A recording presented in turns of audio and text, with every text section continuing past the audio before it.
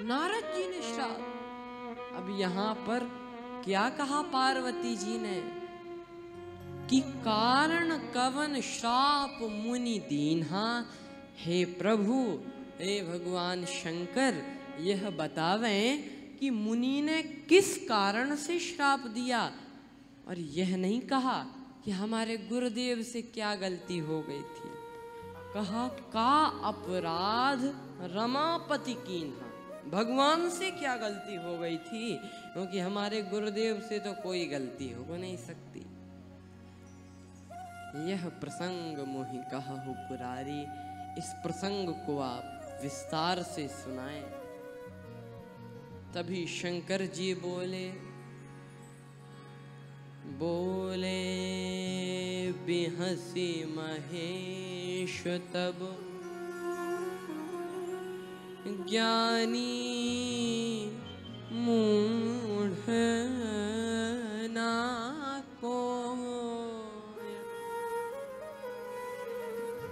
जहि जस रघुपति करहि जब, सो तस तेहि छन होय। कोई ज्ञानी नहीं, कोई मूर्ख नहीं, जिसे भगवान जब जैसा बना देते हैं वो वैसा ही बन जाता है। और यहाँ से शंकर जी कथा सुनाना प्रारंभ करते हैं। नारद मुख हिमगिरि गुहा एक, अति पावन हिमगिरि गुहा एक, अति पावन हिमगिरि गुहा एक, बह समीप सुरसरी सुहावन, हिमगिरि गुहा एक, अति पावन हिमगिरि गुहा एक, अति गुहा एक, गुहा एक। हिमालय राज्य में हिमगिरि गुहा एक अति पावन,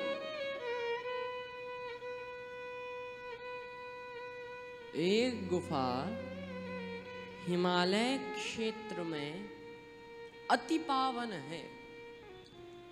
देखा जाए तो वैसे तो पूरा हिमालय क्षेत्र ही पावन है, तो फिर इस गुफा के साथ अति पावन यह संबोधन क्यों?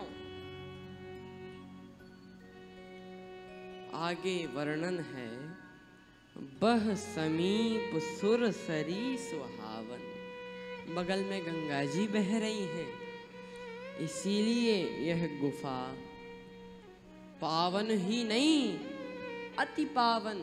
क्यों? बह समीप सुरसरी सुहावन। तो अब कहा तो इससे क्या करना प्रभु? वहां पर ऊपर से नारद जी जा रहे थे और नारद जी ने जो गंगा जी को देखा, भगवान के चरणों की याद आ गई। अच्छा, आप कल्पना करो कि गंगा जी को देखकर नारद जी को भगवान के चरणों की याद क्यों आई? क्योंकि गंगा जी का प्रादुर्भाव कहाँ से हुआ है?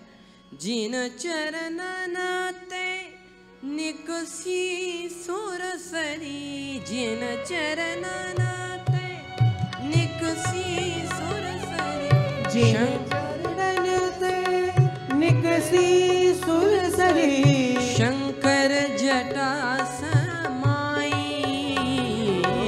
शंकर जटा समाई, भज मन राम चरण सुखदाई, भज मन राम चरण सुखदाई, भज मन राम चरण सुखदाई, भज मन राम चरण सुखदाई।